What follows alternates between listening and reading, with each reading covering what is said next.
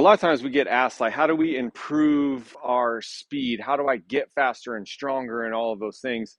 And while a lot of it that we talk about is the mechanics and learning to understand force production and absorption with the different plyos and lifting and all of those things, one thing that you can do on your own anywhere, and it doesn't have to be a hurdle, because a lot of people are going to see this drill and go, well, I don't have hurdles. Well, you have chairs. You have different things that you can use that don't need to necessarily be all that high. I mean, you're talking mid thigh. The better you are, the more mobile you are, the higher this hurdle can get, or chair, or whatever it is that you're using. But really, something that's important, like extremely important in speed, is just an old-fashioned hurdle drill. That if you've ever hurdled before, you're going to laugh when you see this because you've done it 1,000 times. But the hip mobility and the pelvic positioning when you do it. So I'm going to show you a couple drills. The first one's pretty simple. We're going to use this wall as a way to have a forward lean, as if we're in our sprint mechanic and we're kind of coming out and driving into full speed before we get to that full speed mechanic.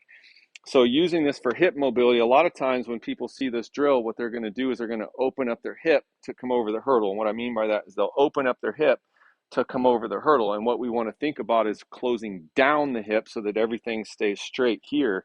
So I'm going to stay as tall as I can, get up on my toe, and I'm going to drive this thing around and just come through. Now you can work, the first couple times you do this, work maybe 10 reps, build it up to 15, 20, and up to 30.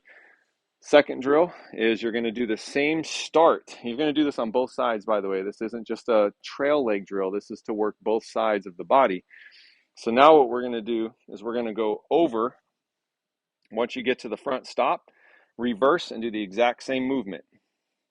Come back through, same exact movement. So what I'm really trying to do is open up that hip flexor. I'm using that abductor to squeeze and the adductor to open up. And those are the things that we want to work on as we work on that sprint mechanic of being able to do that. So this isn't just for hurdlers. So there, on both sides, you do those two drills. And then the last one, you pull this thing a little bit closer.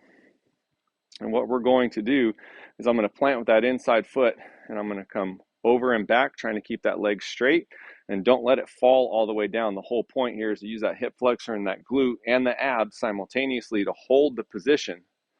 So you can hold your posture, and then you're working side to side so that we're working that hip flexor of being able to understand the mechanic of driving the knee, but at the same time, the control on the way down. So those are three cool drills that you can do.